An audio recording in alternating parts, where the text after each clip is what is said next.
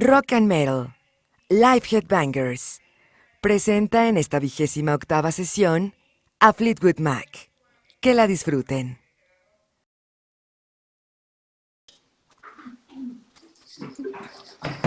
¿Qué tal? Muy buenas noches. Bienvenidos a otro Monday Night Rock and Roll. Ahora pues tenemos aquí otra vez los expertos de regreso. Diego, bienvenido otra vez. Enrique, bienvenido otra vez. Alejandro, bienvenido otra vez. Estamos aquí los cuatro de cajón.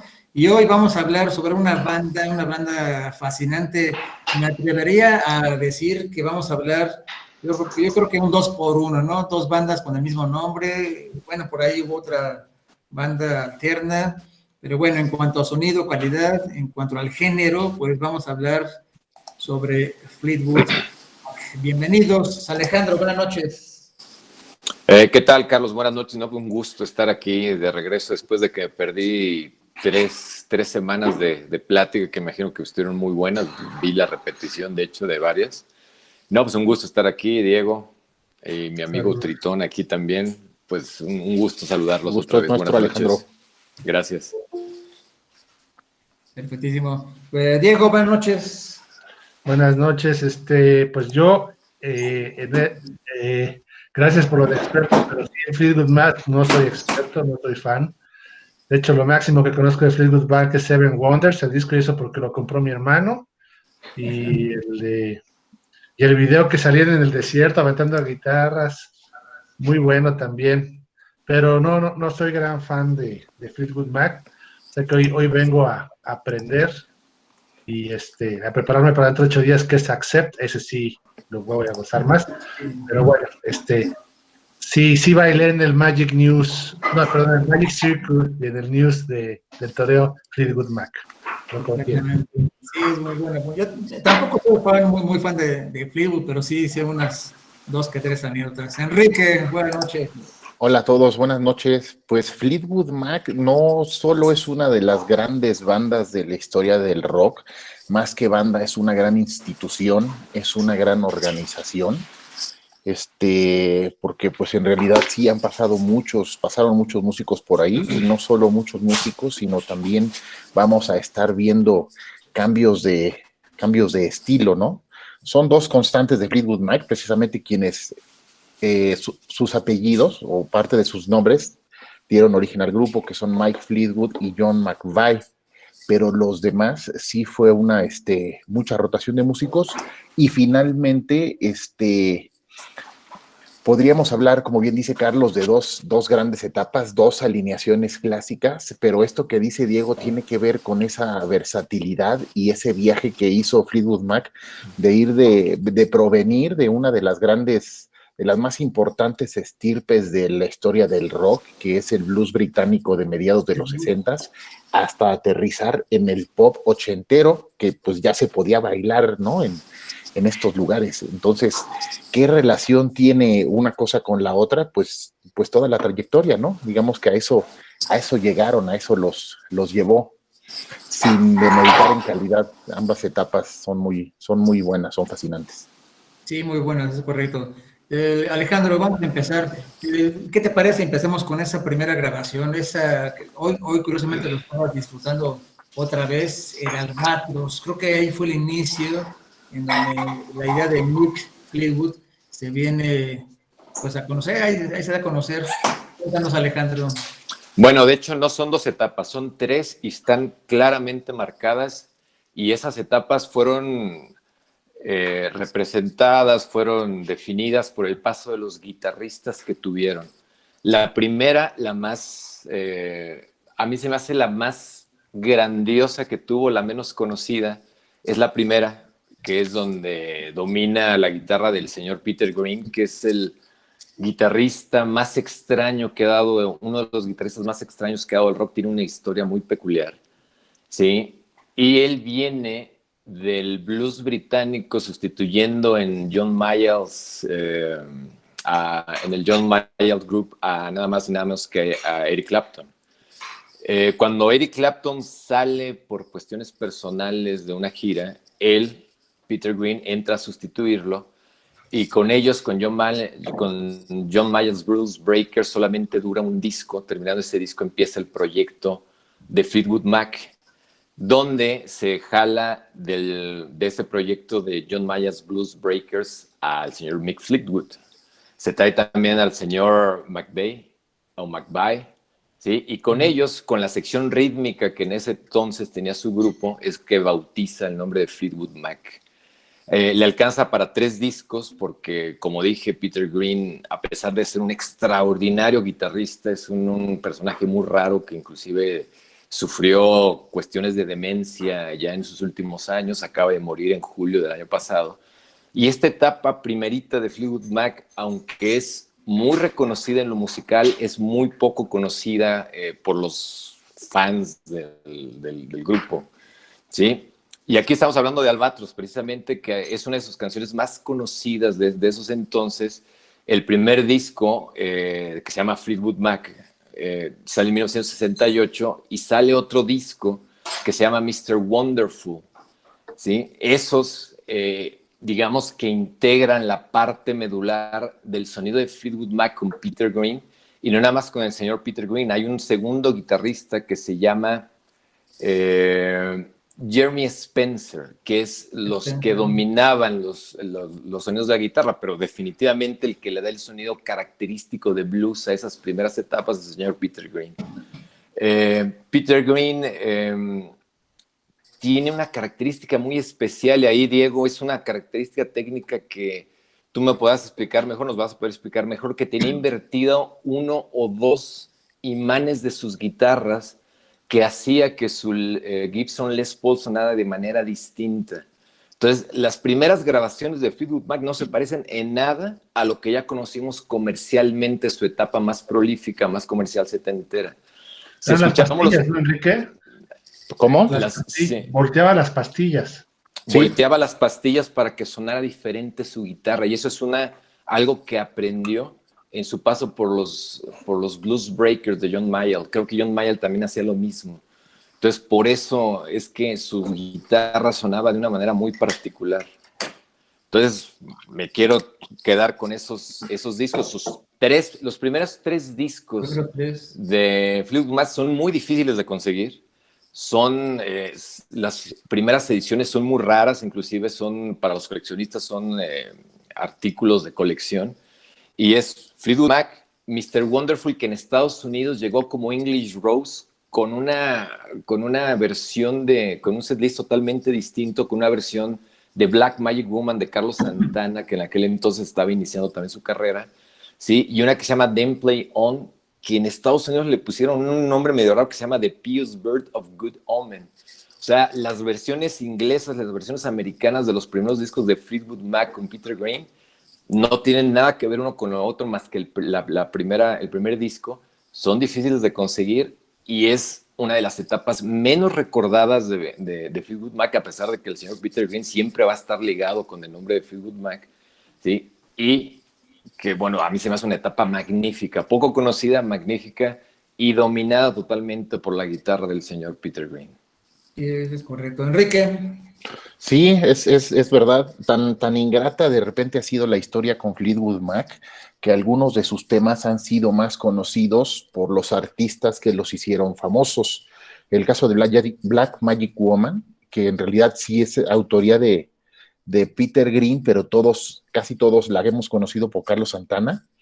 No nada más la autoría de la canción, en realidad hay detalles en los primeros discos de Fleetwood Mac, sobre todo al iniciar el tercero, que es el de Then Play On, en donde parece que estamos escuchando el estilo de Santana, es decir, ese estilo de Santana que siempre hemos creído que es muy original, en realidad tiene mucho de Peter Green y de Fleetwood Mac. Entonces Carlos Santana vende muchísimo con Black Magic Woman, que en realidad era un tema de Fleetwood Mac, y después esta de The Great Manalishi, que popularizó Judas Priest, y que mucha gente cree que es de Judas Priest. Incluso Therion sacó años después la versión en un disco tributo a Judas Priest, pero también es una autoría de Peter Green y Fleetwood Mac, ¿no? Entonces, ahí es verdad lo que dice Alejandro, es la historia, es la etapa menos conocida, incluso para los fans, ¿no? Ahí es donde la historia ha sido un poco injusta con ellos porque esta banda surge en el 67 en el apogeo de bandas como Cream. Justamente Peter Green sustituye a Clapton porque Clapton se fue a formar Cream. Lo sustituyen John Mayall y Bruce Breakers por una que era algo así como una escuela de músicos, donde los músicos estaban un rato, hacían buenos discos y después se iban a formar bandas que resultarían más exitosas, el caso de los propios Cream, el caso de Fleetwood Mac y el caso de Mick Taylor, que después fue guitarrista de los Rolling Stones, ¿no? Y de algunos otros músicos que pasaron por ahí. Perdón que te interrumpa. Y los Jarvis Estuve son en de la lista de... Beck y Clapton también, y Page, ¿no? Clapton se sale de los Yardbirds después de haber estado con ellos en 64 porque le pareció que estaban siendo pop, que estaban siendo comerciales. Entonces él quería tocar blues más puro. Los Yardbirds estaban en una onda pop, de repente coqueteando un poco con lo experimental hasta donde la disquera se los permitía, pero sobre todo era una banda muy, pues sí, muy Britpop, ¿no? Pero se sale Clapton porque él quería tocar blues más puro, se va con John Mayall y entonces invitan a los Jarvis a Jimmy Page, pero él estaba ocupado en sesiones de grabación, era músico de sesión, y él fue quien invitó, yo no puedo ahorita, pero mira, te traigo a mi amigo Jeff Beck. Wow. Entonces, bueno, quien entró fue Jeff Beck, y después a la postre entraría Page un rato junto con Beck, y al final se quedaría con el puesto, ¿no? Digamos que son bandas de trayectoria. Sí, no, digamos que los Yardbirds es como la selección británica de los guitarristas. De ahí salieron tres de los grandes guitarristas que definieron mucho el sonido del rock. Ya le dijeron, ¿no? Clapton, Jeff Beck y Page. Y Jimmy Page, y que solamente tocaron juntos o coincidieron en el tiempo con los Yardbirds, Page y Beck. Clapton nunca tocó con ninguno de los otros dos. Pero sí, muy buena anotación. Porque de los Jarvis se salta a John Mayall y los Blues Breakers, y de ahí sustituye el señor Peter Green a Clapton, y de ahí Peter Green forma Fleetwood Mac. Entonces es un muy buen antecedente. Antes de pasar a 1970 con el King House, sí, ahorita que comentan sobre las canciones de Black Magic Woman y sobre la de Woman Alicia, pues para mí el clásico Fleetwood Mac es el de Peter Green. Y curiosamente, ahorita sacando otra vez el tema, pues para mí Fleetwood Mac pasó desapercibido pues por todos esos años de inicio. Justamente fue con el disco de Judas Priest, con el disco en vivo, ahí en Japón, en el Unleashing Days. Cuando encontré esa rola, dije, puta, esta rola, ¿qué es un cover? No es de Judas Priest, ¿de quién demonios es? Entonces ahí me di la tarea de buscar y me encontré con esa banda de Fleetwood Mac, 1979, y entonces ahí sí, me regresé, creo que 2 años antes o uno, y comencé con el Rumors, con el famoso Rumors. Pero bueno, ya llegaremos a ese disco.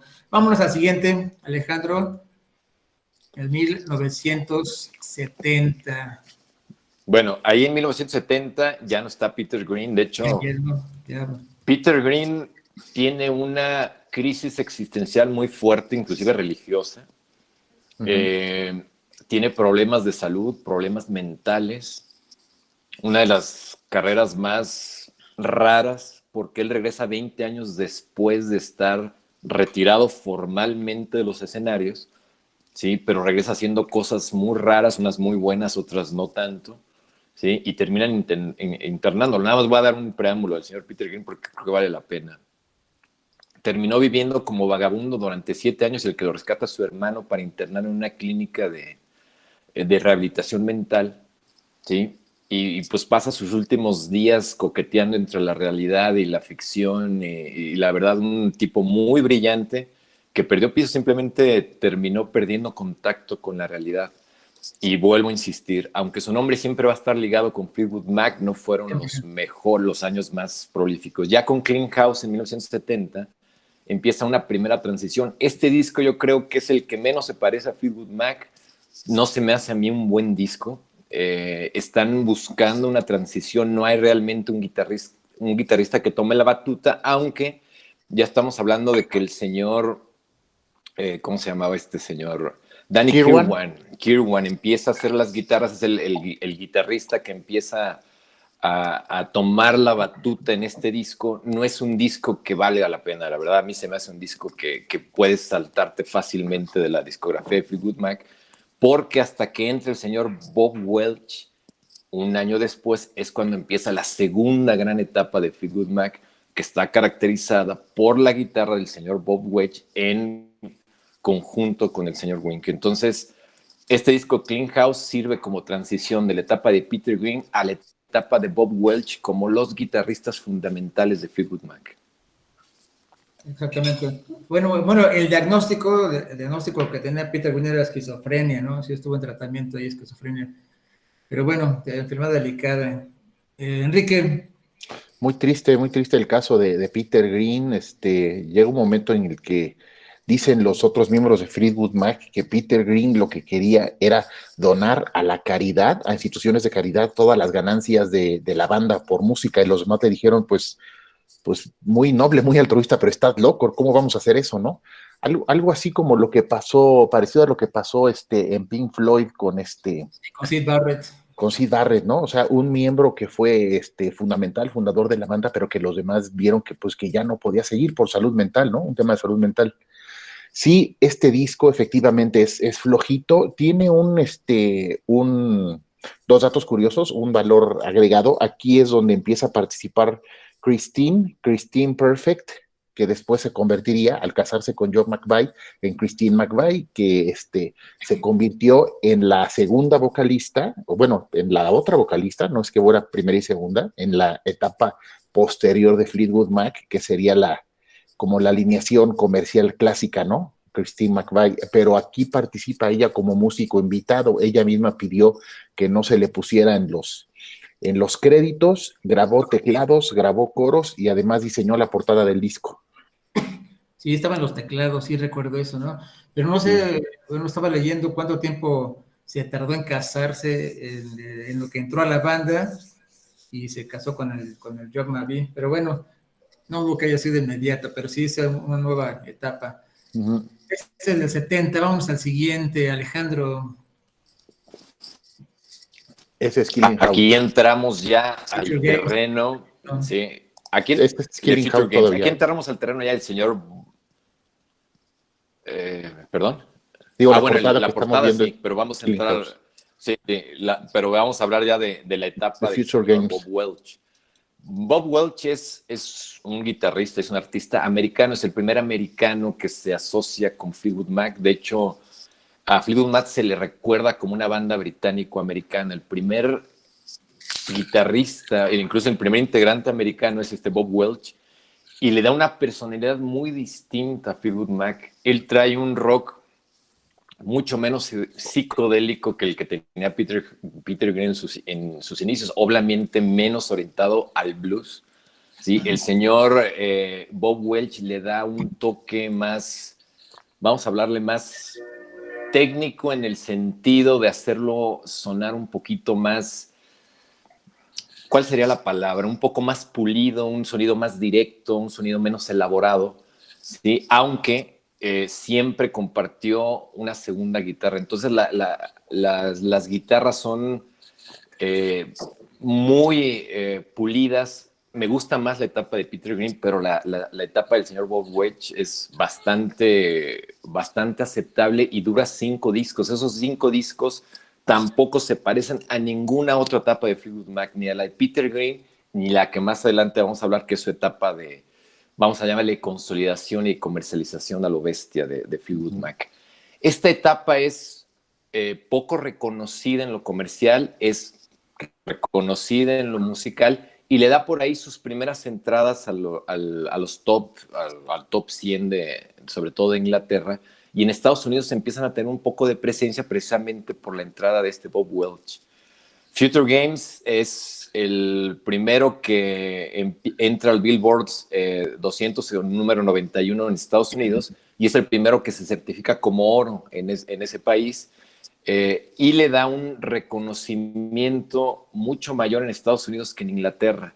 Esa combinación híbrida entre un guitarrista americano y toda la sección rítmica inglesa que ya venía con un background de blues, le da un sonido muy peculiar a Fleetwood Mac en esos años.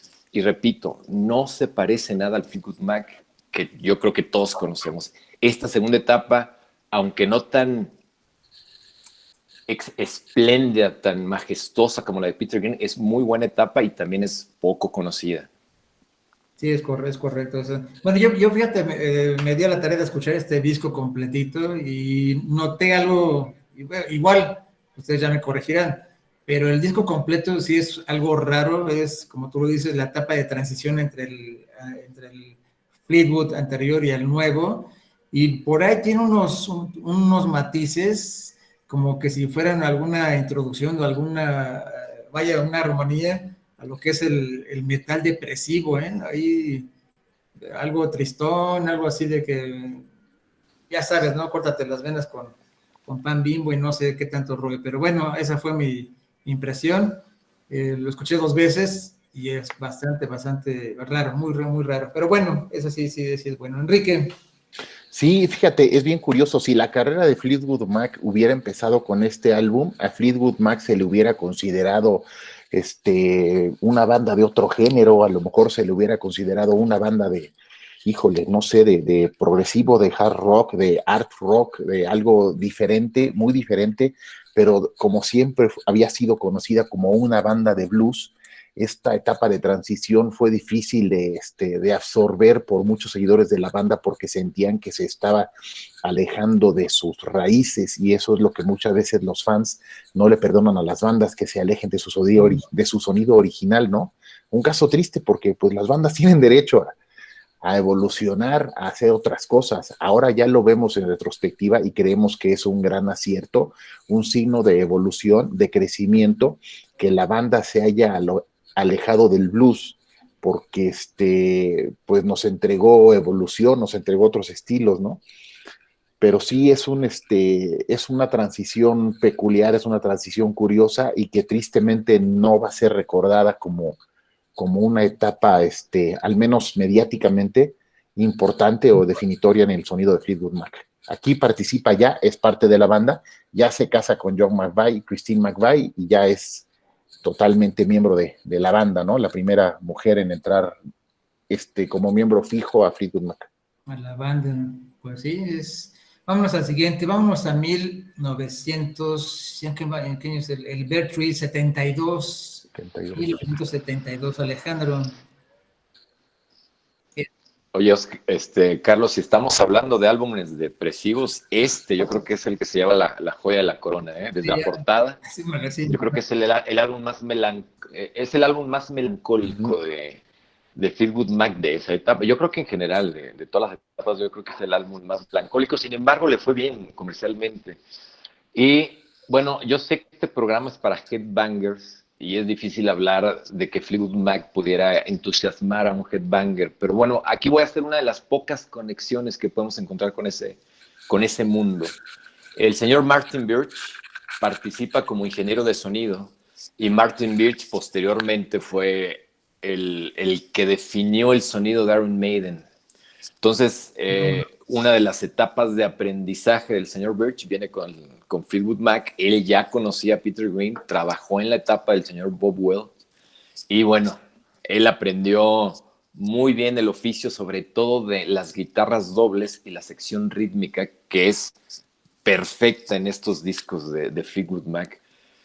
Si algo caracterizó a Fleetwood Mac en sus primeras 2 etapas, la de Peter Green y la de Welch, fue que la sección rítmica se comportó siempre a la altura de la personalidad de los guitarristas que tuvieron enfrente.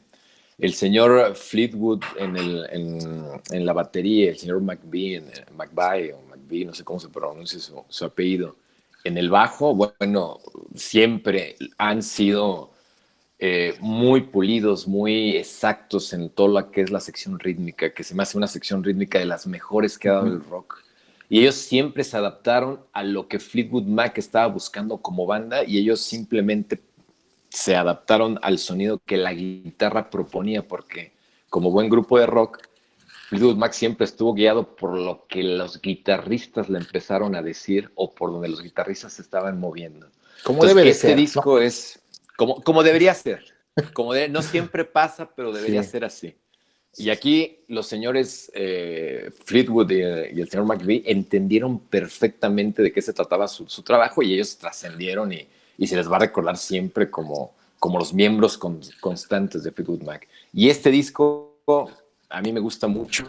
Es un disco que también es poco recordado por los fans, se regresa muy poco a este tipo de discos, pero yo creo que vale la pena. Si a ustedes les gusta Fleetwood Mac en su etapa más comercial, escuchen estos discos y van a ver que también se van a llevar sorpresas agradables porque es otro estilo y conozcan el trabajo que hicieron tanto Fleetwood como McVie y su esposa, ¿no? Su esposa, porque también contribuía con teclados y este tipo de instrumentos a estos temas. Sí, muy bien. Y bueno, como lo comentas, la unión o ese puente de unión entre Fleetwood Mac y las bandas de metal, pues una es Martin Birch. Y hay otras bandas, ahorita por ahí recuerdo que Anthrax pues, también tiene como influencia algo de Fleetwood Mac. Por ahí hay una anécdota que no recuerdo, no sé si, ahorita la busco en la red, en donde habían invitado al baterista de Anthrax por ahí echarse un palomazo con Fleetwood Mac. Pero bueno, pues es una gran banda. Enrique. Sí, creo que es de esas bandas, como bien mencionan, esas bandas que merecen la escuchada y la apreciación de los headbangers, de los metaleros, porque vamos a encontrar muchas cosas. Ya lo vimos hace rato con la de Great Manalishi, o sea, ese riff ta, ta, ta, ta, ta, ta, ta, ta, que ahora lo vemos como una progresión metalera de casi 1980, que en realidad vino 10 años atrás, ¿no? Volviendo al tema, volviendo al disco, Bird Trees es una portada que podría ser bien una portada de Opeth o una portada de Ghost, de una banda contemporánea, de metal o una banda gótica, ¿no? Una portada depresiva, un ambiente lleno de humo muy, muy invernal. Encontramos musicalmente, antes de que lo popularizara bandas como Thin Lizzy y obviamente más tarde Judas Priest y Iron Maiden, un trabajo de guitarras, de doble guitarra, muy interesante en una época en la que las bandas normalmente no trabajaban con dos guitarristas, la gran mayoría de las bandas no lo hacía. Led Zeppelin, Deep Purple, Black Sabbath, Grand Funk, todos tenían una guitarra, ¿no? Fleetwood Mac tenía dos. Y el tema que menciona Alejandro, ¿cómo decirlo? Ese liderazgo que siempre ejercieron Jock McVie y Mike Fleetwood, ellos lo hicieron siempre de una manera muy, muy curiosa, muy desprovista de ego. Ellos eran la base de la banda, son los fundadores, son la base rítmica, pero eran muy cuidadosos al elegir a los demás músicos porque les interesaba también que los músicos que entraban a la banda compusieran canciones. Es decir, no se asumían ellos como líderes, fundadores y compositores. No eran los que decían, voy a meter músicos para que toquen mis ideas, sino que es ellos, y esto es lo que permitió que la banda evolucionara, les interesaba mucho que los que entraran supieran componer música, ¿no? Pues sí, fíjate, sí es correcto. Vamos al 73. Ahora sí, me voy a adelantar a las palabras que ha tocado Alejandro. Este disco creo que ha sido de las peores portadas que tenga el mundo del rock y del metal. Es bárbaro, ¿no? El Penguin. No le hallo, pero bueno, no sé quién lo diseñó o dónde lo diseñaron o a qué se debe eso. Pero bueno, Alejandro, cuéntanos del Penguin. Iba a decir eso, que una de las peores portadas que tiene Fleetwood Mac. Sin embargo, es uno de sus discos más experimentales. Aquí invitan a un músico que se llama Dave Walker para que contribuya con ciertas voces, incluso le mete armónicas. El señor Welch, el señor Weston se dan vuelo con las guitarras. No creo que sea un disco afortunado, no se me hace a la altura del anterior, ¿sí? Y no se me hace el mejor disco de esta etapa. De hecho, se me hace el más anodino de esa etapa con el señor Welch. Sin embargo, tiene sus cosas interesantes. Tiene temas que son muy rescatables y otros temas que te quedas así como que ¿qué están tratando de hacer estos señores de Fleetwood Mac en este disco? Se me hace un disco bueno a secas, pero se me hace el más disparejo de la etapa del señor Welch en la guitarra. ¿Sí? Y bueno, hablar de un disco disparejo en una etapa donde la doble guitarra no era tan común como me decía Enrique, pues es hablar de que están experimentando y están tratando de meterle ciertas armonías que no eran conocidas y que estaban tratando de introducirlas. Entonces, muchas veces te sale, muchas veces no te sale. Yo creo que les sale hasta el siguiente disco, no en este. Pero bueno, ese me quedo, vale la pena escucharlo también, ¿eh? Sí, y Dave Walker además tuvo la fortuna de estar dentro de la alineación de Black Sabbath, por ahí algunos años, muy buenas rolas. Aquí se aventó dos rolas, una que se llama, bueno, la de Roadrunner, y hay otra, no me acuerdo cuál es, pero esa de Roadrunner, muy, muy buena. Enrique. Sí, yo creo que este sí estamos hablando de un disco muy para para ese tipo de fans que pues que le entran a todo y le perdonan todo a las bandas, ¿no? No es que sea un disco malo, tal vez no es un disco muy típico de Fleetwood Mac. Efectivamente, a mí la portada me recuerda un poco al Snow Goose de Camel, nada más que creo que allá el tema sí lo lograron muy bien y aquí lo lograron bastante mal, hasta la tipografía y el ganso pingüino, un pingüino, ¿no?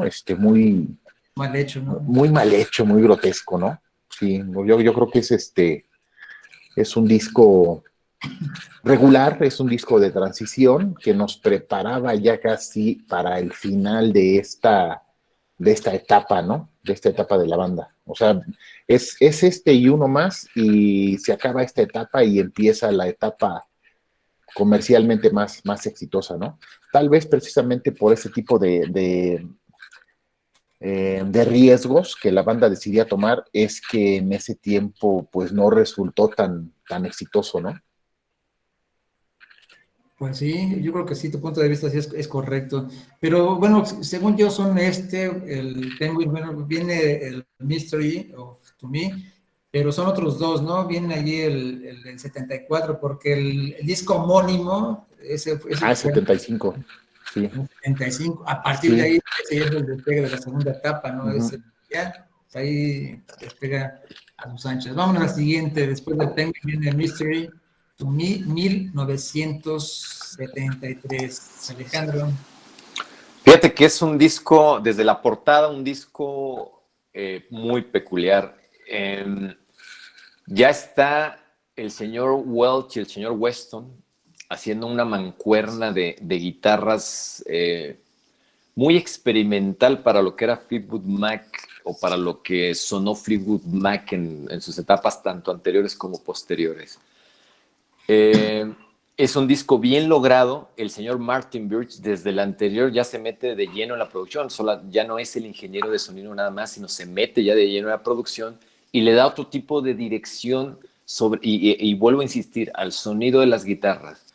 Si algo caracterizó las primeras dos etapas de Fleetwood Mac en su sonido fueron las guitarras incisivas, las guitarras que subían, bajaban de ánimo como ante cualquier rompimiento y luego regresaban a lo tranquilo, volvían a romper y regresaban.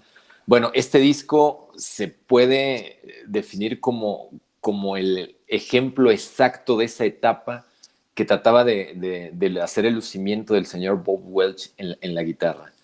Es un disco muy atractivo para cualquiera que le guste el sonido de la guitarra, en una guitarra setentera, muy original en esas épocas. Sin embargo, y vuelvo a insistir, y perdón que insista tanto en esto, no se parece nada a ninguna de las etapas de Fleetwood Mac, de los Fleetwood Mac, tanto anterior como posterior, y este disco en particular se me hace el mejor logrado de la etapa del señor Welch, y lo hace con el señor Weston ahí haciendo también la guitarra doble. Le meten guitarras acústicas deliciosas que se oyen en una sincronía perfecta con todo lo demás. El señor Welch incluso le mete la slide guitar que se toca al piso y que el señor David Gilmour con Pink Floyd, bueno, la utilizó de una manera sublime. Bueno, el señor Weston en este disco le mete ese slide guitar, le mete las guitarras acústicas y que van en total sincronía con las guitarras eléctricas y también acústicas del señor Welch. Christian McVie también hace un buen trabajo y sigo insistiendo, el trabajo del bajo y de la batería, como todos los discos de Fleetwood Mac en todas sus etapas, extraordinario. Un disco que vale la pena repasar. Sí, pues es el sello definitivamente de Mick Fleetwood. Pero bueno, a ver, no sé si me contesten la siguiente pregunta. En el caso de Christine McVie, sí tiene todo el temple para ser la principal vocalista. ¿Por qué? Y ahorita nos contará Alejandro, ¿por qué se busca a otro guitarrista y se traen a Buckingham? Pero bueno, yo tengo esa duda, ¿eh? Tengo esa duda. A ver si después me la contestan. Enrique. Yo creo que este disco, de hecho, desde la portada, es lo que más, bueno, desde la portada y también la música, aquí me parece que los teclados precisamente de Christine McVie están mucho más consolidados. También, si bien las guitarras, como dice Alejandro, siguen siendo la base de, la guía de la música, los teclados están muy bien estructurados.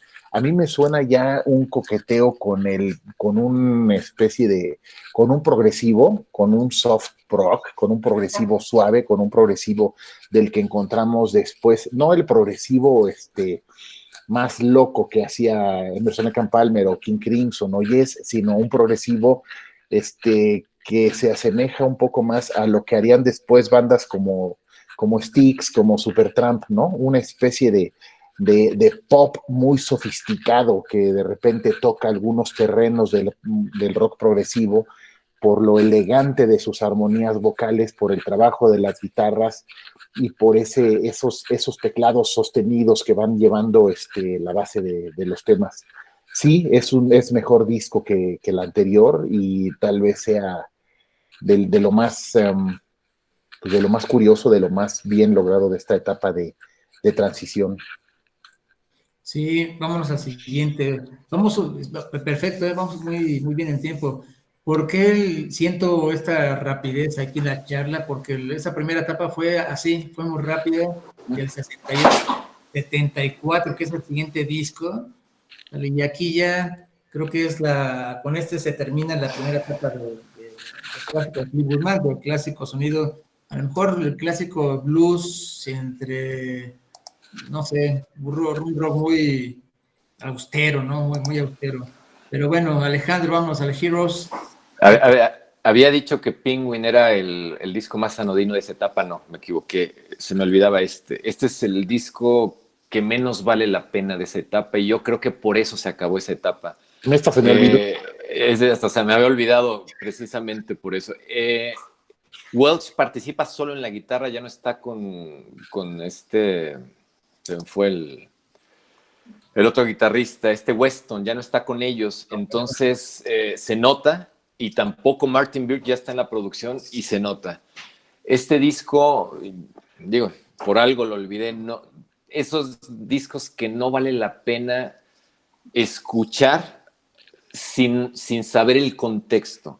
El contexto es, hay el primer rompimiento entre los guitarristas, se nota, ¿sí? La segunda, como que se nota ya desgastada la relación con el señor Welch, que quería monopolizar el sonido de Fleetwood Mac, y terminan cediendo ambas partes y se decide que Welch saliera después de la breve gira que hubo de promoción de este disco.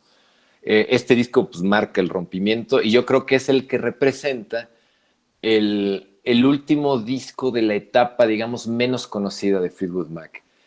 Podemos decir la clásica, y yo no estoy de acuerdo con eso, la clásica. Para mí la etapa clásica es la siguiente, porque es la que todo el mundo conoce. Sí, la que si todos hablan de Fleetwood Mac, siempre se van a referir a la etapa que vamos a hablar a partir del siguiente disco. Yo creo que las primeras son sus etapas de formación, sus curiosidades, la parte de hablar del señor Peter Green como parte de las historias injustas, raras que da el rock and roll o que da el rock en general. Sí, hablar de la etapa del señor Welch como una rareza dentro de todo lo que es Fleetwood Mac y servir de preámbulo a lo que es la etapa extraordinaria, la etapa más comercial y la etapa, yo le llamo magnífica de Fleetwood Mac porque redondea ciertas características y lo hacen a través de unas adiciones que vamos a hablar más adelante. Pero este disco, híjole, simplemente verlo como una curiosidad. No es un disco que valga la pena. Si vamos a escuchar discos de fútbol, escucharlo una vez para ver cómo suena y decir, bueno, por algo no lo escuché o no había oído hablar de él. No, simplemente para tenerlo de colección ahí, de colección, y saber que lo estás escuchando y que lo que escuchas es algo clásico y algo que no es muy común de apreciar por mucha gente, ¿no? Enrique. Sí, yo lo olvidé de plano, tengo que confesar que yo olvidé este disco y por eso ya me quería brincar al disco homónico Fleetwood Mac. Es que en esta etapa también hay otros asuntos, hay un conflicto por ahí en la banda que era como que el primero de otros grandes conflictos personales, amorosos y de pareja que se hicieron ya después costumbre en la trayectoria de la banda. Mick Fleetwood, el baterista, era concuño de George Harrison. Él estaba casado con Jenny Boyd, que era hermana de Pattie Boyd, que es la mujer que dejó a Harrison por Clapton, que se casó con Harrison, luego se casa con Clapton, y que George Harrison y Eric Clapton, pues ellos siguieron siendo amigos, ¿no? Que eso es lo mejor de todo. Pero entonces la hermana de Pattie Boyd, que es Jenny Boyd, también le aplicó a McVie la que Pattie Boyd le aplicó a Fleetwood, la misma que Pattie Boyd le aplicó a Harrison, y tuvo algo que ver con Weston. Entonces, pues ese tipo de cosas quiebran las relaciones en la banda, obviamente, y pues terminaron finalmente por despedir a este cuate, y quien lo despide no fue Fleetwood, no fue McVie, fue alguien del management, ¿no? No sé, el manager, alguien fue el que lo corrió, sabes que pues esto no puede seguir así, ¿no? Después, poco después, meses después o un año después, finalmente Mick Fleetwood se divorcia de esta mujer, ¿no? Pero pues sí, este tipo de cosas yo creo que sí nos da una señal que definitivamente se reflejó en la música, ¿no? Sí, fíjate que sí. Ya viene el siguiente disco, viene para el 75. Ya con toda esta ruptura, con toda la problemática que traen las bandas, deciden buscar pues otro guitarrista. Y por ahí se encuentran a un dueto, no recuerdo si estaban tocando ya en forma con otro. Ellos eran una banda, ellos eran un dueto llamado Buckingham y Nicks, o Nicks y Buckingham. Buckingham Nicks. Sí, ellos eran la banda, el dueto. Se quieren traer a Buckingham, pero simplemente les ponen la condición. Por supuesto que me voy con ustedes, pero quiero con todo y mi chava, ¿no? Compañera, ¿no? Con todo y Stevie Nicks, que fue uno de los grandes aciertos para que tuviera éxito este disco, ¿no? Pues ya maravilloso, totalmente maravilloso. Alejandro, vamos al homónimo 1975. Es el segundo disco que se llama Fleetwood Mac. Al primero se le conoce como el Peter Green's Fleetwood Mac y simplemente como Fleetwood Mac. Y bueno, aquí estamos hablando de las decisiones, tú lo acabas de decir, una de las decisiones más importantes que se toma no solamente en la historia de la banda, en la historia del rock, porque viene la segunda incorporación de artistas americanos a un sonido que era netamente inglés, aunque ya se tenía el antecedente del señor Welch. Ellos vienen con otra idea totalmente distinta. Ellos ya venían trabajando como un dueto del sur de California, con todo lo que implica toda esa palabra, tenían toda esa psicodelia, esa onda hipiosa que se estaba viviendo por esos años, ¿sí? Y la vienen a incorporar al sonido de Fleetwood Mac. ¿Qué pasa con eso? Bueno, se dice que los primeros encuentros entre McVie, ella y esta Stevie Nicks, que es una muchacha muy enigmática, con una de las mejores voces que nos ha regalado el rock, ¿sí? No fueron las más acertadas al principio porque hubo muchas fricciones para ver quién eran la que iba a ser la voz principal femenina.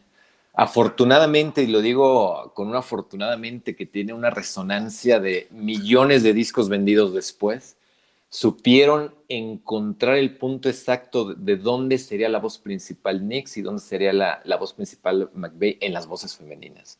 Entonces, ese acierto hizo que Fleetwood Mac empezara un sonido que fue el característico y que vendió millones de copias alrededor del mundo y los hizo llegar a los cuernos de la luna. Este es el primero de esa etapa extraordinaria de Fleetwood Mac, es la más conocida, es la más comercial, y cuando hablamos de Fleetwood Mac es la que casi todo el mundo recuerda, y no es para menos, ¿no? Porque este primer disco, por ejemplo, llegó a venderse a siete veces platino, quiere decir que vendió más de $7 millones, 7 millones de discos tan solo en los Estados Unidos. Ya el sonido empieza a mutar hacia un sonido más amigable, más aceptado en las radios, y bueno, nos empiezan a regalar los primeros temas que ya son muy pegajosos, como el de Rhiannon, que es, yo creo que su primer gran sencillo que logra escucharse por todos lados, y ahí donde la voz es de esta Stevie Nicks, que bueno, maravillosa Stevie Nicks, es una mujer enigmática, es una mujer muy bella en su momento, una de las mujeres consideradas más bellas que había cantando, y aparte le imprimió una personalidad, una voz ronca, muy, muy, muy rica, muy sexy, que contrastaba mucho con la voz de la señorita McVie, sin demeritar la voz de McVie. Entonces yo creo que ese balance que le dieron las voces, tanto de Nicks como de McVie, fueron muy buenas, y las voces también del señor Buckingham, porque Buckingham le da un sonido mucho más comercial a la guitarra y un sonido más, vamos a llamarle americanizado, mucho más que el señor Welch. Y esa mezcla de los teclados de McVie con las guitarras de Buckingham le dan un sonido muy, muy característico a Fleetwood Mac, que es el que caracterizó a su etapa más comercial setentera y la de mayor éxito. Aquí se inaugura la etapa, yo creo que más grande que tiene Fleetwood Mac, y obviamente la más conocida.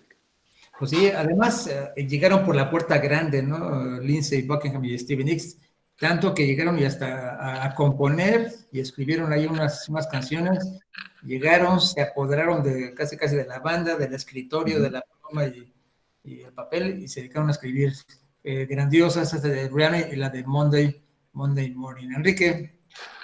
Sí, definitivamente. Si vamos a pensar nosotros a veces pensamos en músicos sobrevalorados y pensamos en gente como, no sé, como Slash, no sé, que son a lo mejor grandes guitarristas, pero que no son para nada revolucionarios. Quiero decir, nadie niega su calidad, pero eso de que aparezcan siempre como que en los rankings, como que entre los 10 mejores, o sea, qué payasada, ¿no?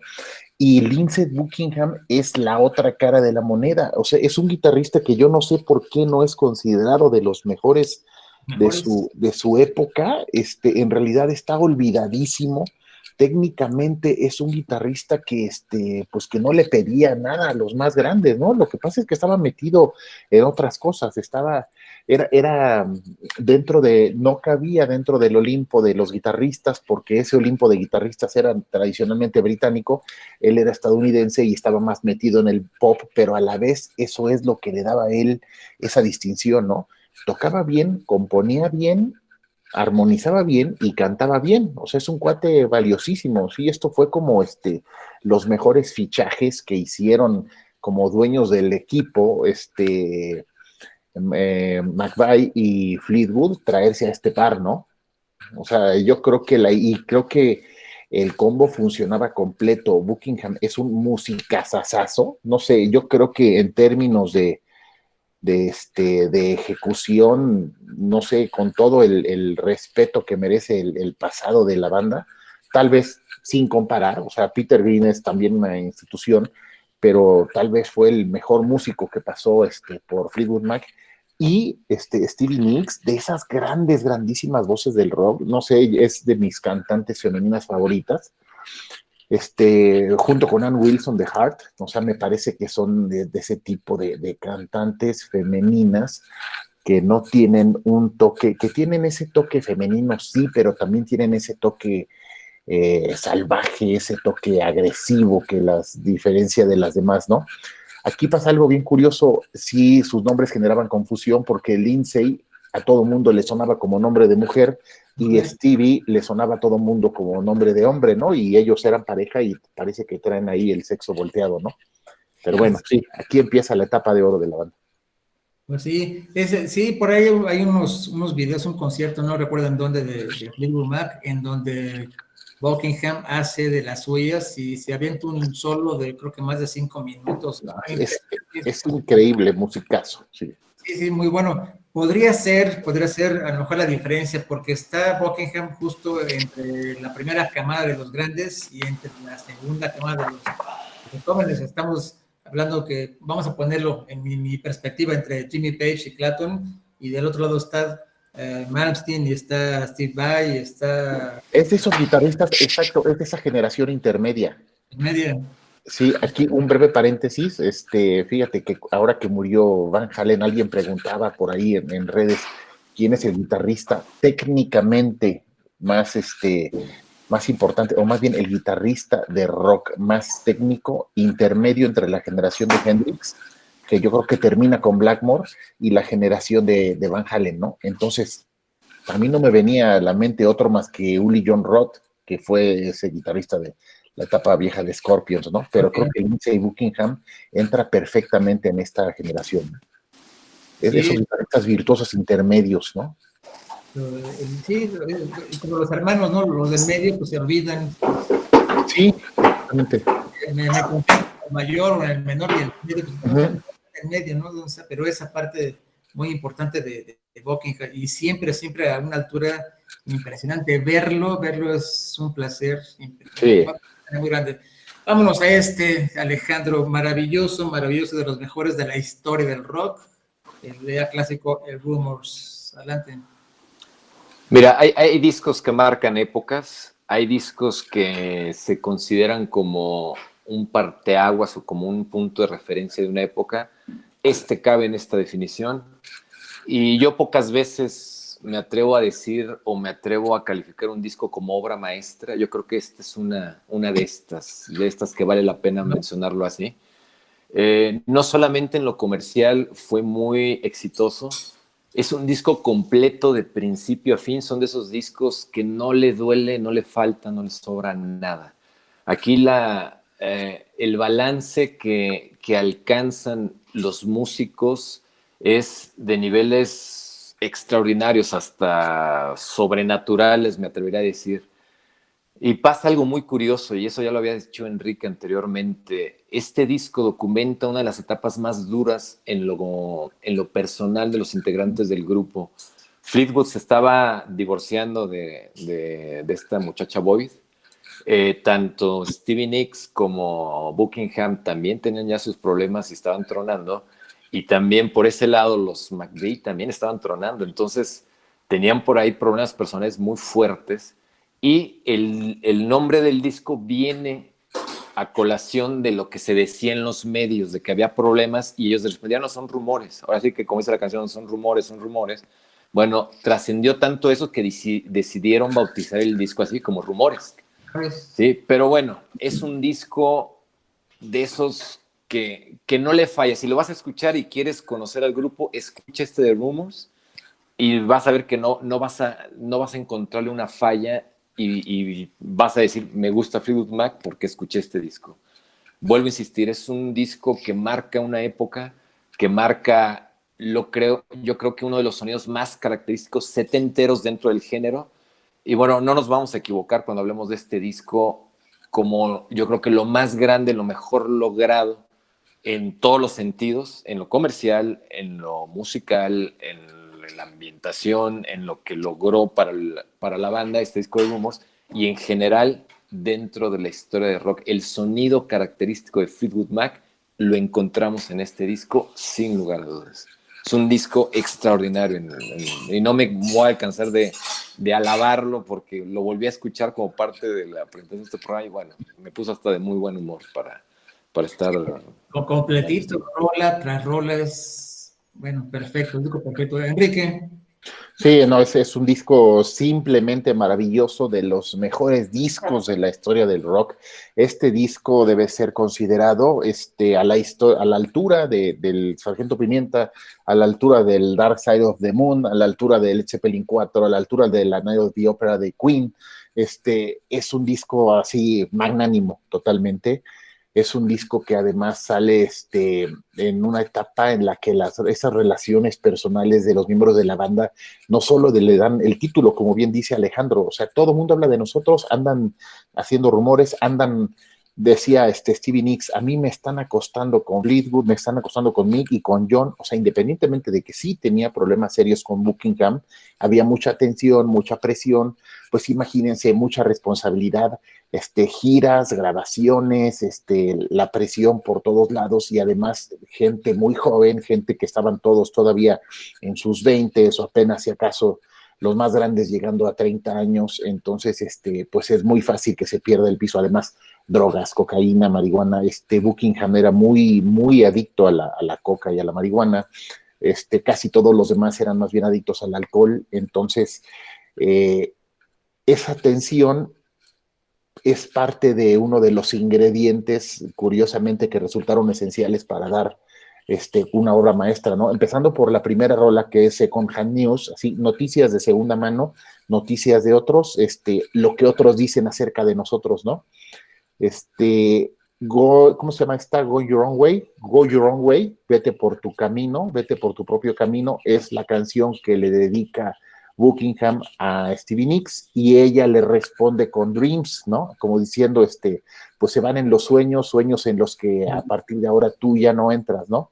Al mismo tiempo, en la crisis de los McVie, Christine McVie compone Don't Stop, por cierto, fue la primera canción que escuché de Fleetwood Mac, le dedica Don't Stop a John McVie y le dedica también esta de Go Daddy, o Daddy, le dedica a Mike Fleetwood como diciendo, pues esta te la dedico a ti porque tú eres el verdadero patriarca de la banda y pues contigo es con quien podemos estar tranquilos, ¿no? Es decir, todas las canciones tienen que ver con la situación que ellos vivían en realidad, ¿no? Es como una gran novela, es una cosa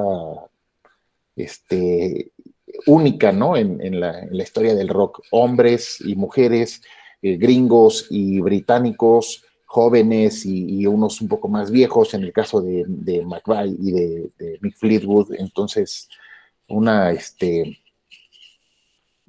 disco irrepetible, ¿no?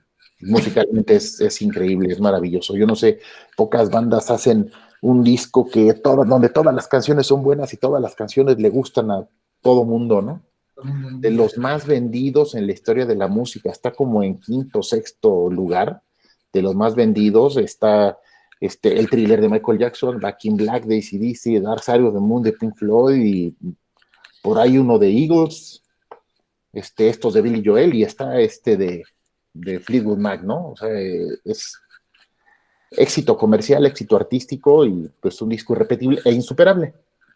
Sí, como dice Alejandro, es correcto, es una obra maestra, ¿no? Y bueno, repito lo que alguna vez comenté, este disco fue escrito, digo, además de los rumores, que los rumores fueron el causante principal, pues obviamente fueron escritas las canciones con el corazón y con mucho sentimiento, ¿no? A lo mejor de con enojo. las vísceras y todo, ¿no? Exactamente, de enojo, de pasión, de sentimientos, vaya, hasta encontrados y que sí, tú o yo, etcétera, o todos revueltos, pero bueno, y justamente esa es la respuesta, ¿no? ¿Por qué el éxito? ¿Por qué el éxito de estas composiciones, de la lírica de este disco es simplemente porque los escribió con el corazón? Así nada más es cuando uno tiene éxito en la poesía también, ¿no? Vámonos al siguiente, vámonos al otra obra maestra, es buenísimo, buenísimo. Alejandro, Tusk. Híjole, un disco Me encantó. muy complicado. El señor Buckingham, y él lo dijo, que trataba de emular el Pet Sounds de Brian Wilson y le sirvió como referencia, lo tomó como base para tratar de hacer algo similar con su sonido. Pet Sounds es un disco de esos difíciles y es un discazazo, pero es un disco que solamente mentes muy avanzadas en lo musical y de mucho genio como Brian Wilson lo pudieron haber concebido, ¿no? El señor Buckingham trata de irse por esos vericuetos. No creo que le salga lo mismo que un Pet Sounds, pero el resultado final es bastante bueno. No se me hace a la altura de Rumors, Es un disco complicado porque es un disco doble en el cual tiende a ser hasta un poco cansado en ciertas secciones. Yo creo que si hubiera cortado el disco a un disco sencillo hubiera quedado mejor. Sin embargo, es un disco que va a quedar en la historia de Fleetwood Mac como uno de los discos más arriesgados, porque estás hablando de que vienes de una de tus etapas más comerciales y más reconocidas y donde ganaste todo con este disco de Rumors y de repente te presentas con dices, wow, o sea, estos cuates realmente querían experimentar su sonido y lo hicieron, ¿sí? No se quedaron en la comodidad de lo fácil y se fueron por un disco difícil, la verdad, ¿eh? Los trabajos de guitarra son muy buenos, ¿sí? Las voces, tanto de Nix como de McVie, femeninas, son, bueno, de lo mejor que se puede encontrar, pero insisto, se me hace un disco muy largo para lo que se esperaba en ese entonces. No es un disco malo, definitivamente, al contrario, pero no está al nivel del anterior, pero sí, vale la pena repasarlo. Ese es mi punto de vista. Y bueno, disco doble, cuando estás con esta vorágine de que las disqueras quieren repetir un disco igual y sales con esto, habla de lo arriesgado, de los riesgos que tomaron en esa etapa, sin pensar a lo mejor en las consecuencias, y le salió porque también llega al número 1 ahí en Inglaterra. Sí, le resultó, pues la fórmula fue correcta, ¿no? Igual a lo mejor son, bueno, 4 lados, a lo mejor con 3 lados hubiera quedado perfecto, ¿no? Pero bueno, sí, me gustó mucho esa, la de Tusk, la canción homónima, pero la estuve escuchando hoy una y otra vez y disfrutando en diferentes formatos. Y bueno, de hecho, en estos últimos 2 días, en el fin de semana, pues hemos estado subiendo canciones y preparando el especial y canciones, y como me comenta Adriana, es que, y chécate esta versión, y ahora chécate esta, y luego vamos a subir la otra, y luego chécate la versión de esta, y una versión extendida, y bueno, es interminable, ¿de acuerdo? Y es más, al rato me seguiré escuchando otro playlist. Enrique. Sí, fíjate que tiene toda la razón Alejandro. Ayer estaba viendo la película de esta película ochentera Casino con Robert De Niro y Sharon Stone, y de repente piensas, qué vanidad del director de hacer una película de 3 horas, buena, pero con algo que pudo haber resuelto en 1 hora, 40 minutos o en 2 horas, ¿no? Y es justamente el caso de este disco. Tal vez sí es el segundo o el tercer mejor disco de Fleetwood Mac, pero efectivamente esto ya lo he visto en otros discos, me pasa con el Physical Graffiti de Led Zeppelin y eso que es mi banda favorita, o sea, un disco doble en donde no todo el disco es tan consistente, ¿no? Entonces, en vez de 20 temas, bueno, pues saca 12 o saca 14 y haz un discazazazazo, ¿no? A lo mejor no hubiera estado al nivel del Rumors, pero creo que hubiera sido un disco más regular, más consistente. Aún así tiene muy buenos momentos y sí es muy disfrutable. Es como para cuando te quedaste picado con el Rumors y ya le diste 4 o 5 vueltas, pues síguete con ¿no? Me gusta mucho del Edge, el segundo tema, que es así, tiene ese sabor como, podían sonar como country, podían sonar como campirano, con unas voces muy, muy armonizadas, muy juguetonas, algo que otras bandas no podían hacer, una gran combinación. Y bueno, la interpretación de cada músico, Buckingham está tremendo, Stevie Nicks, Christine McVie, todos buenísimos. Como pudiera ser como un country pesado, ¿no? Un country pesado. Sí. Algo así, pero incluso me pareció siempre más juguetón y más dinámico que el que hacía Eagles, por ejemplo, ¿no? Eagles es una gran banda, pero creo que Fleetwood Mac tenía más recursos, ¿no? Tal vez las voces femeninas, ¿no? Tal vez la guitarra de Buckingham, no sé, tiene otros factores. Tal vez la base rítmica, ese trabajo de bajo y batería que no siempre se nota, que no siempre destaca, pero como importa, ¿no? Sí, es muy bueno, muy bueno. Es como un equipo con una muy buena defensa, ¿no? Del deporte que sea, de americano, de fútbol, un equipo con un buen portero y una buena defensa, híjole, a lo mejor no son los que brillan, pero son los que le dan esa estructura, ¿no? Y en el caso de Fleetwood Mac, par, híjole, sí le daba una gran estructura de... Pues sí, dice Carmen, un estilo de rock sureño. El rock sureño, fíjate, podría ser, me gustó más la parte del country pesado. El rock sureño es único, es un sonido fabuloso. Sí. Pero sí, aquí esa parte un country pesado. Vaya, creo que Fleetwood se da el lujo de hasta de inventar ese nuevo género, ¿no? Pero bueno, Sí. ajá, exactamente. Alejandro, vámonos a la década de los 80, vámonos con el Mirage 1982. Bueno, nada más una anotación del disco anterior. En un tema participa Peter Green, lo invitan. Una de las etapas donde Peter Green estaba atravesando unos problemas más fuertes, lo invitan y contribuye con un tema. Nada espectacular ese tema, pero bueno, queda como la anécdota. Vamos con Mirage. Mirage le regala a la gente la portada que yo creo que todos querían ver, ¿no? Es una portada que hace, si están hablando de nosotros, de los rumores que ya veíamos discos de discos, vamos a darles a la gente esto. Entonces sale tanto esta McVie como Stevie Nicks con el señor Buckingham, como que haciendo algo así, como un trío que era el que todo el mundo decía que estaban haciendo. Entonces, eso dicen que estamos haciendo, vamos a regalárselos en esta portada. Y bueno, Stevie Nicks nos regala uno de sus mejores temas, que es el de Gypsy. Yo creo que es uno de los mejor logrados y uno de los que más disfruto cómo canta. Yo creo que ahí es donde notamos el estilo único de la señorita de Stevie Nicks, o de la gran belleza de Stevie Nicks. Y otra vez un disco muy balanceado. Sin embargo, no es un disco que le ha ido bien comercialmente.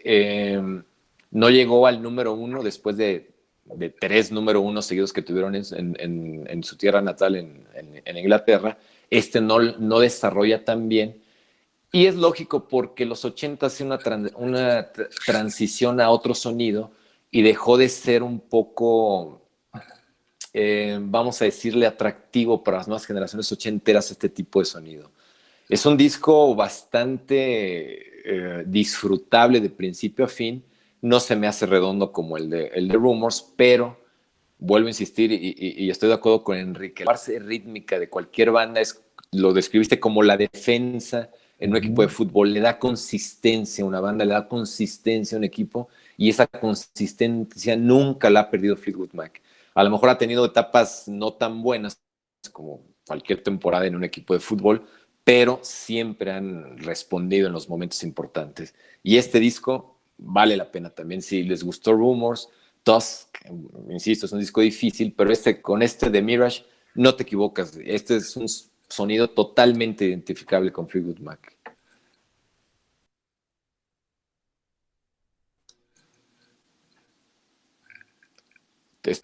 Estás en mute, Carlos. Tu micrófono.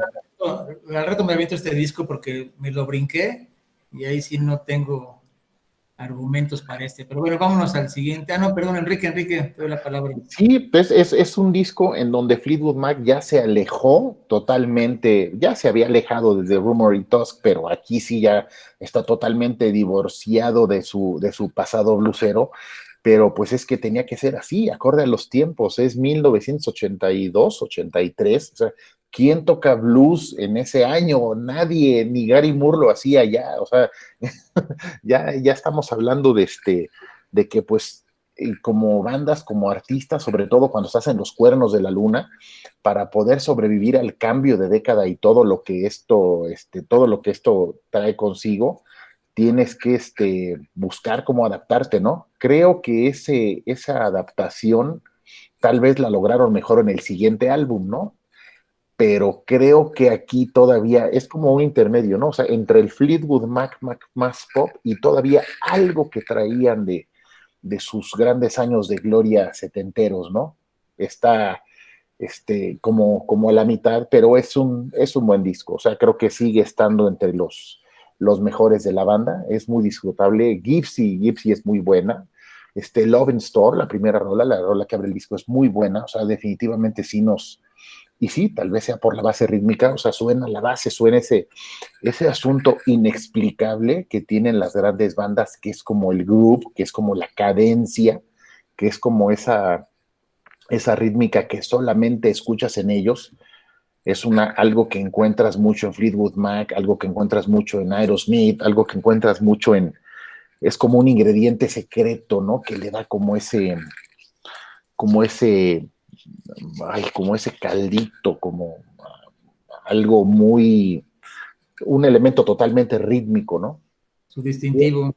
Sí, muy buen disco. Y sí, una portada controversial. Dijeron, han hecho de nosotros una novela, pues vamos a darles la carátula de una novela, ¿no? Muy, muy Sí, bien canalizado por la banda. pues bien, muy bueno. Vamos al siguiente. ¿Por qué ahí me perdí? ¿Por qué tardaron tanto tiempo en sacar el siguiente? Se fueron hasta el 87 y ahí viene ese sí, pero muy buen disco. Ya estamos ahí en el Tango in the Night. Alejandro.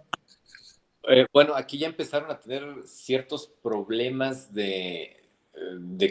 bueno, no se ponían de acuerdo en qué iba a seguir la siguiente etapa de Fleetwood Mac.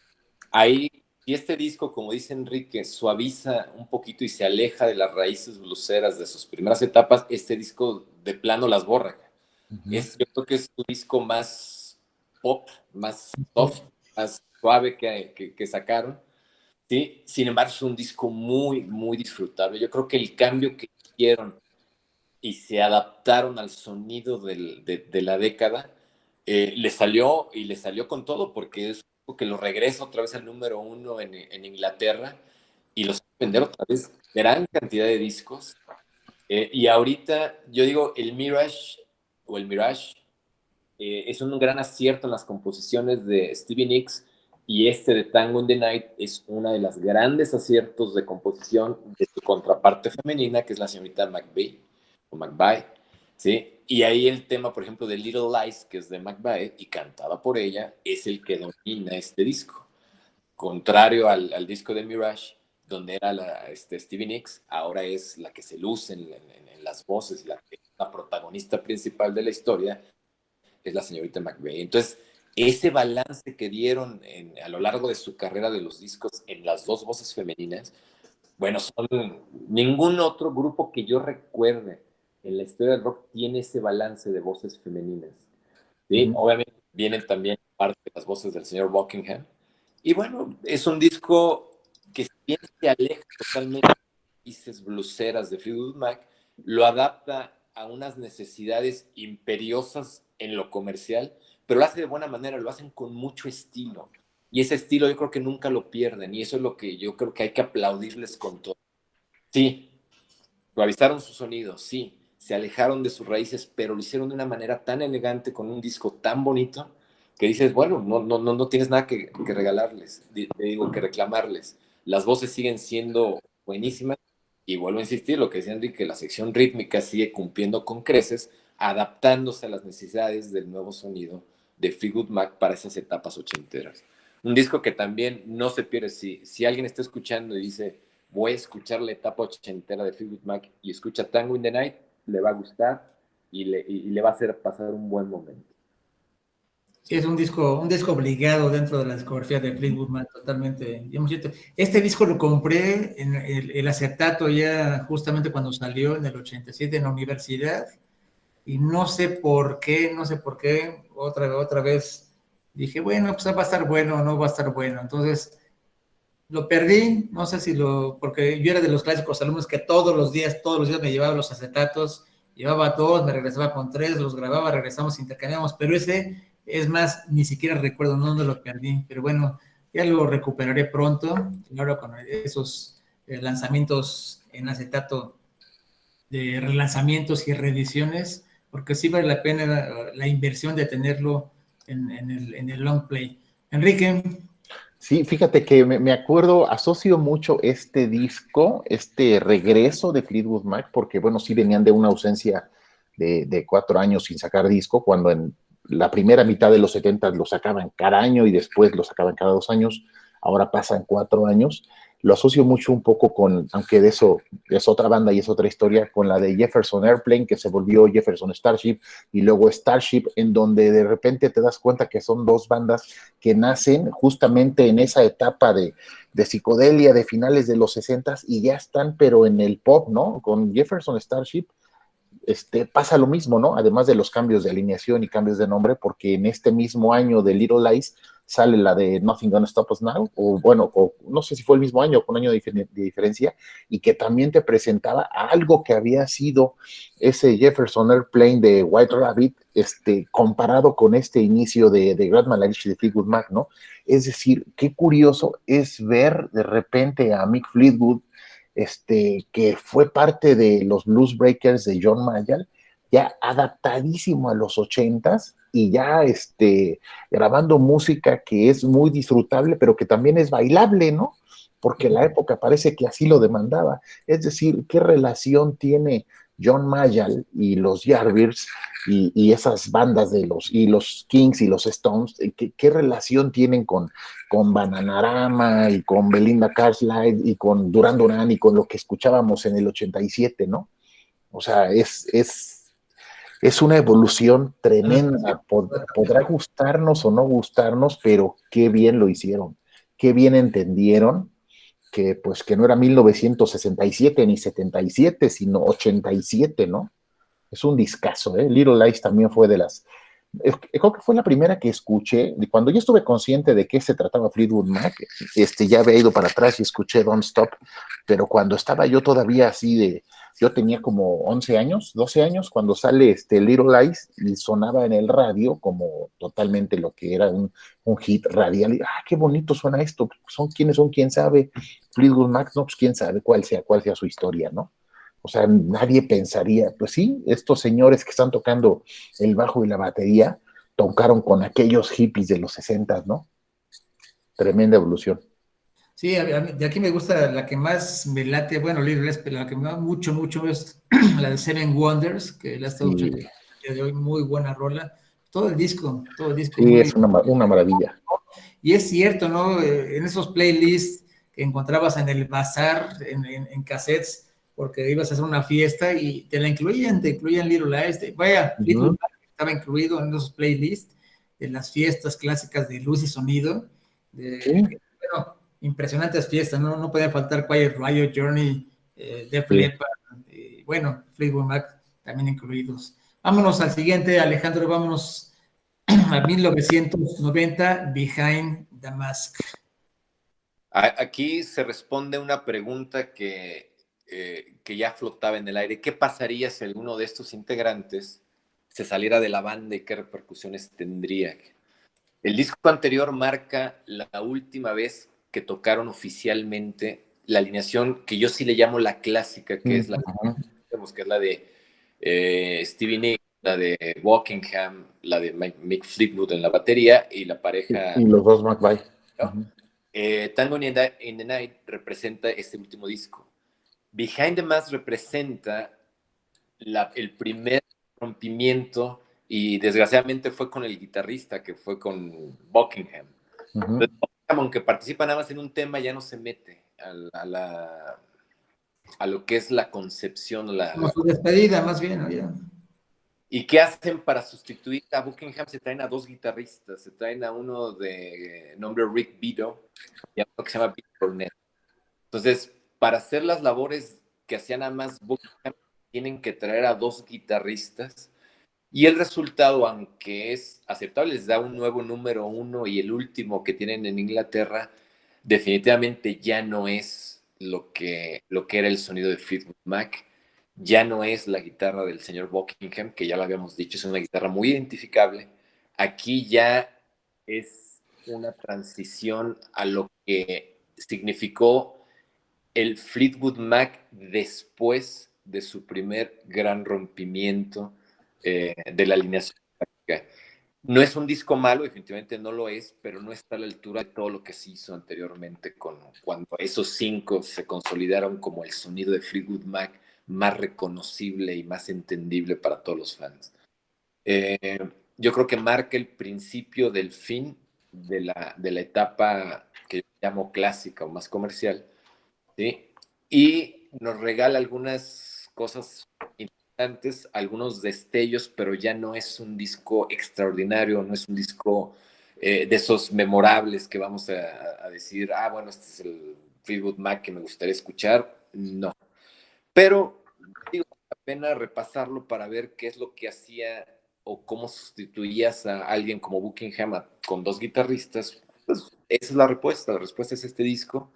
Y yo creo que va a pasar como eso, como el disco que marca el rompimiento de la alineación clásica, que yo pensé, que en ese momento se pensaba que el rompimiento más natural sería de las artistas femeninas, y no, se dio a través del guitarrista y que por ahí ya tenían algún rompimiento, porque creo que esta McBee, la mujer, tenía por ahí algunos problemas otra vez con su ex marido, que si no era su ex marido, no era su ex marido, y Stevie Nicks ligó mucho sentimentalmente con este, también es un músico muy famoso, no me viene el nombre ahorita de este músico, pero en ese tiempo se le empezó a ligar sentimentalmente con él, entonces empezó a ser un poquito ríspida la relación con Buckingham, entonces por ahí vino el rompimiento y bueno, el resultado fue esto. Yo creo que es lo que hay que hablar de este disco. Pues sí, Enrique. Sí, no es un disco malo, de hecho sigue siendo un disco bastante disfrutable, pero sí es perdieron una gran figura. Y yo creo que me recuerda mucho cuando la primera vez que vino Robert Plant a México en el 94, cuando tocaron una versión extraordinaria de Babe I'm Gonna Leave You con dos guitarristas haciendo un gran trabajo y dices, es que solo dos guitarristas extraordinarios podrían sustituir lo que hubiera hecho solo Jimmy Page, ¿no? Entonces, es el mismo caso. ¿Cómo podrías a lo mejor hacer una buena versión de Van Halen, por ejemplo, sin Eddie? Pues a lo mejor con dos guitarristas extraordinarios. Y pasa lo mismo, ¿no? Meten a dos guitarristas, la banda, sin embargo, ya no se orienta tanto a ese, ¿cómo decirlo? Pues no brillan tanto como brillaba uno solo, como brillaba Lindsey Buckingham, porque pues eran dos, pero no eran, ninguno de los dos era Lindsey Buckingham, y no tanto en la ejecución, sino, volvemos a lo mismo, Lindsey era también un gran compositor, entonces aquí sí se cae un poquito, se baja un poquito el nivel, pero pues de alguna manera le dieron continuidad al nombre, a la carrera, al tour. No sé si alguno de estos temas, Save Me o When the Sun Goes Down, se incluye en alguno de estos conciertos, de estos tours que dan ya en los 2000, en el 2014, en el 2016, pero creo que no, creo que es un disco que no llegó a trascender para colocar así clásicos imprescindibles, ¿no? Sí, andan de tour todavía con una noche, ¿no? Una noche con Fleetwood Mac, algo así se llama, los Sí. tours. ¿Cuándo sé? En el 2015, hace 5 años, un saludo a mi primo Hugo, él sí tuvo la fortuna de ir a Las Vegas a verlos, por ahí me trajo un boleto. Buenísimo. Y sí, fue lo que comentó, ver a las dos ahí, a Christine McVie y a Stevie Nicks ahí, pues es algo fabuloso, una experiencia Sí. olvidable. Por supuesto que me muero de envidia, ¿no? Pero bueno. Dos divas en la misma banda, lo que sí, casi nunca sucede. Pero bueno, vámonos con el time, Alejandro, vámonos. Tom Petty era del otro, que siempre fue muy amigo de Stevie Nicks, pero bueno, los ligaban sentimentalmente, por ahí hubo más rumores de este tipo. Time, yo creo que el disco menos logrado de Fleetwood Mac. Si ya había el rompimiento con Buckingham, ahora la que se sale es Stevie Nicks. Y las tratan de sustituir con una muchacha que se llama Becca Barnett, que solamente contribuye con la voz, no contribuye con nada más. Un disco que, bueno, va a quedar como una curiosidad porque es el disco después de The Fleetwood Mac o es su tercera etapa donde no participa Stevie Nicks. Yo creo que va a quedar como esa curiosidad dentro de la discografía. Un disco que se aleja, de por sí que ya estaban alejados de sus sonidos originales, este disco se aleja todavía más del sonido que lograron en su tercera etapa con la alineación que yo le llamo la clásica. No está Buckingham, no está Stevie Nicks, entonces nada más quedan 3 de los 5 y se trata de sustituir otra vez con 2 guitarristas y con una muchacha que hace un buen esfuerzo en la voz, pero definitivamente pues no es la voz de Stevie Nicks. Y a mí se me hace un disco fallido dentro de lo que es la discografía de Fleetwood Mac, pero bueno, va a quedar como ese disco donde no participó Stevie Nicks después de que había participado en todos los demás discos. Pues sí, y además ya sin Buckingham pues ya le cayó mucho, ya creo que ya más bien es Mick Fleetwood y Christine McVie como invitada, ¿no? Ya algo, mi percepción, ya Mick, adelante, ¿no? Es similar al caso de Foreigner, ahí Mick Box es el único líder y es el que se trata nada más. Pero bueno, Enrique. Sí, yo creo que pues aquí ya no, la banda no resistió el paso del tiempo. Stevie Nicks, ya sin Fleetwood Mac, ya tenía una sólida carrera solista, ya tenía fans que había cultivado incluso fuera de la banda. ¿Cómo se llama? Yo recuerdo mucho, que Stevie Nicks sonaba ya sola por todos lados, ya era una figura. Son de esas veces que un miembro siente que ya no necesita la banda, y pues sí, creo que ya le estaba yendo mejor a ella aparte, ¿no? Además, creo que a mediados de los 90, o sea, hay que ubicar también el tiempo en el que está saliendo este disco, con toda la nueva música que había ya en ese entonces, con las bandas que sonaban, tanto británicas como estadounidenses, pues ya sonaba como una banda vieja, sonaba como una banda obsoleta, sonaba como una banda que quería revivir viejas glorias, ¿no? O sea, no hacía mala música, el disco no está a lo mejor despreciable, a lo mejor sería el mejor disco de alguna banda debut, pero ya le quedaba muy grande el nombre de Fleetwood Mac, ¿no? Es como cuando, sí, me acuerdo mucho porque este disco tiene una rola que se llama igual que Wind of Change, o Wind of Change de Scorpions, que cuando salió Wind of Change de Scorpions dije, híjole, no es mala, sería la mejor canción de cualquier otra banda, pero no está a la altura de Scorpions. Así es este disco también, ¿no? O sea, un disco que pues a lo mejor no es malo, pero el nombre ya le queda muy grande. Sí. Pues sí, ni hablar. Y vámonos no sé si sea el último disco, no sé si sea el más reciente, pero bueno, ya según la discografía oficial, pues ya viene nada más el Say You Will del 2003. Y ahí se termina Es el último oficial, sí, porque salió uno en vivo muy laureado, que es el de Dance.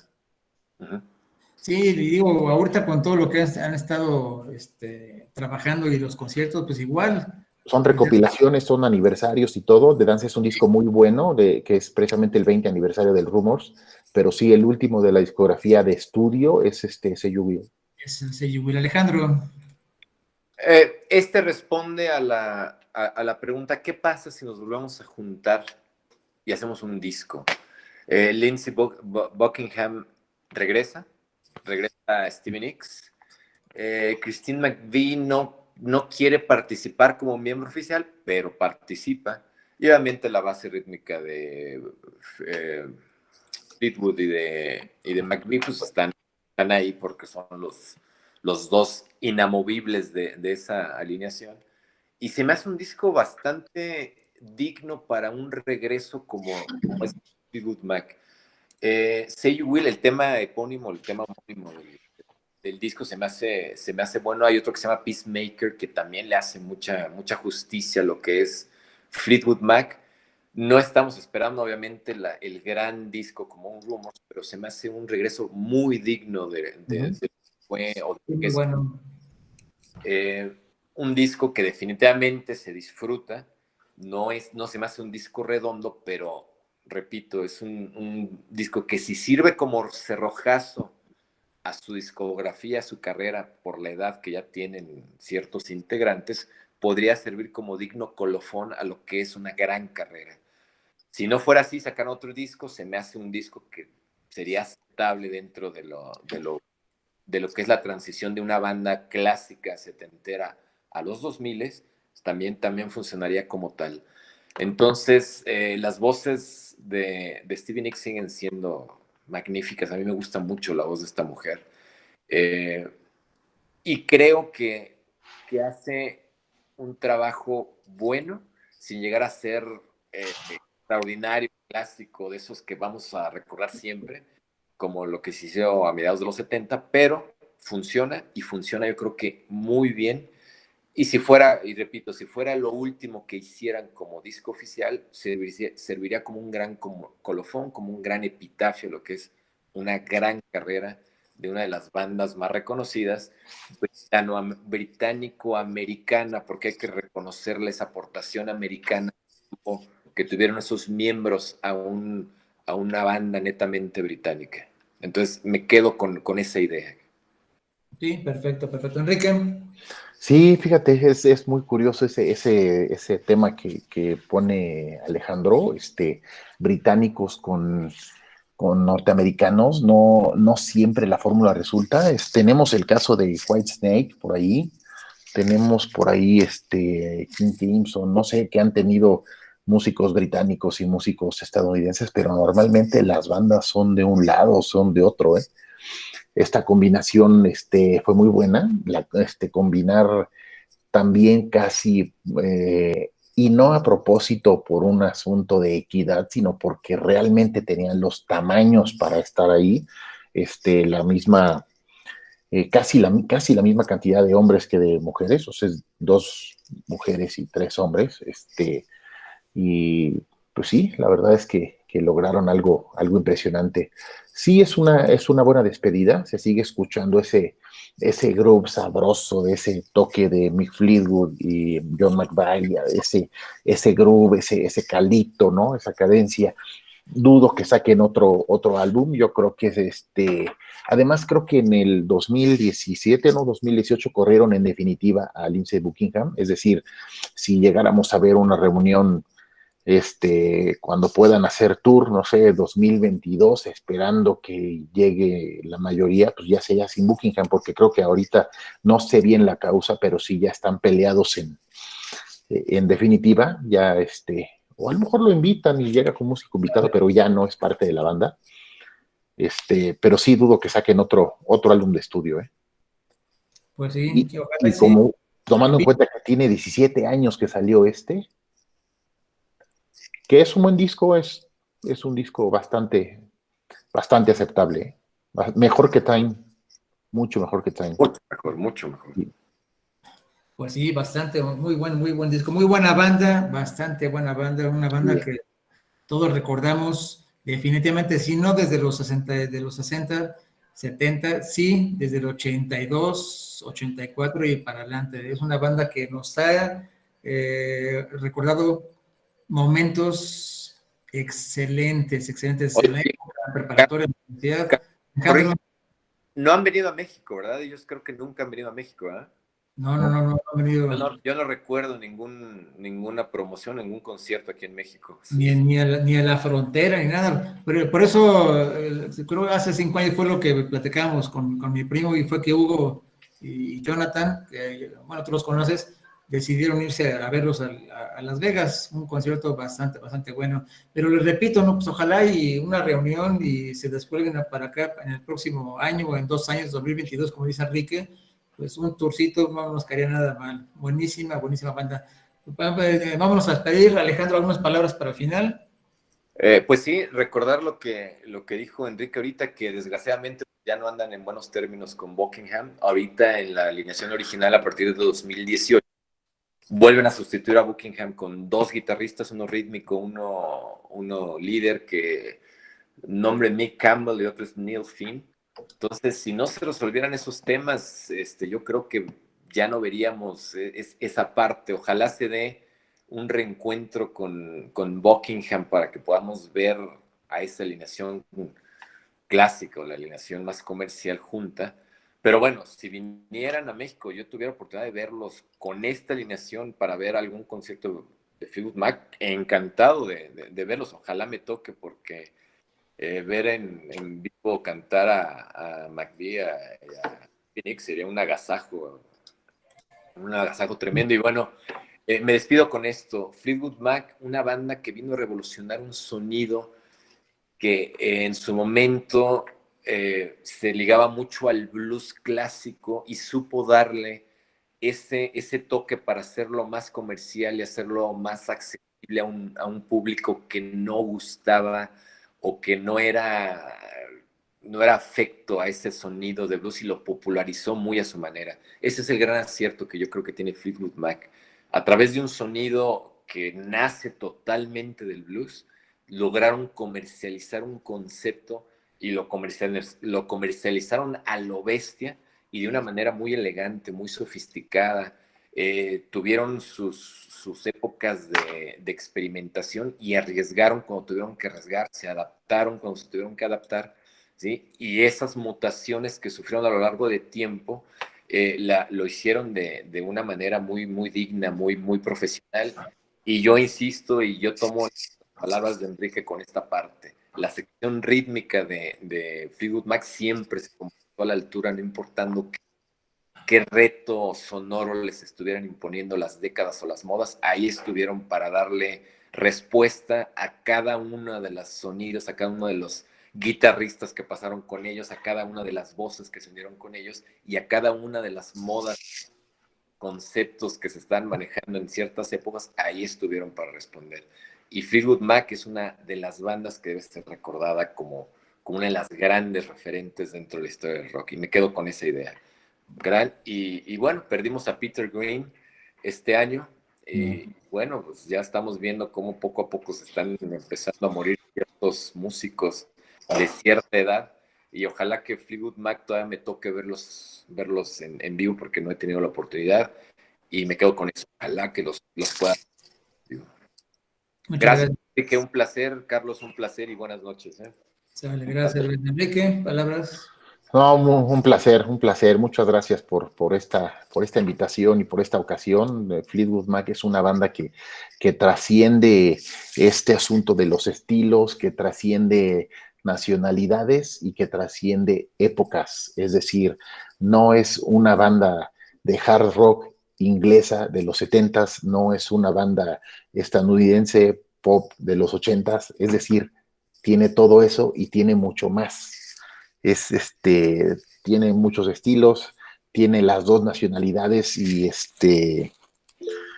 tiene además una atemporalidad que, si escuchamos sus trabajos del 67 al 70, entenderemos que, pues, aquellos que gustan mucho de ese sonido viejo, de ese sonido blues, de ese sonido seminal que influenció a todos los músicos actuales de rock, lo van a encontrar muy disfrutable, ¿no? Incluso, insisto mucho en este tema, o sea, ¿qué banda y qué músicos se pueden dar el lujo de decir que además influyeron en gente como Santana, ¿no? Que siempre lo hemos visto como alguien casi que creó un sonido, un estilo, y en realidad, pues no es así, ¿no? Su canción más conocida es de Fleetwood Mac, es bien curioso eso, ¿no?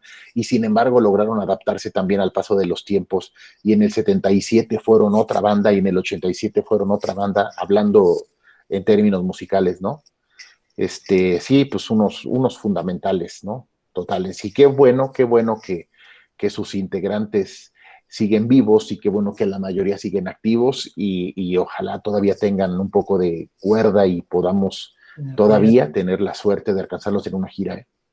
Sí, ojalá y sí, ojalá y sí. Pues muchas gracias a Diego, que estuvo un rato, Alejandro, Enrique, y ahorita que tocan el tema de Carlos Santana, pues igual hay que programar alguna charla sobre Javier Batis, ¿no? Anda muy, pero muy olvidado, Sí. cuando ya es una leyenda y merece un gran reconocimiento. Muchísimas gracias a quienes nos escuchan, muchas gracias por los comentarios, por los correos, por los comentarios en YouTube, por los mensajes en WhatsApp. Muchas gracias y nos vemos el próximo lunes a tierras teutonas con Axel. Wow. Buenas noches, gracias a todos. Sale. Muchas gracias. Buenas noches. Buenas noches.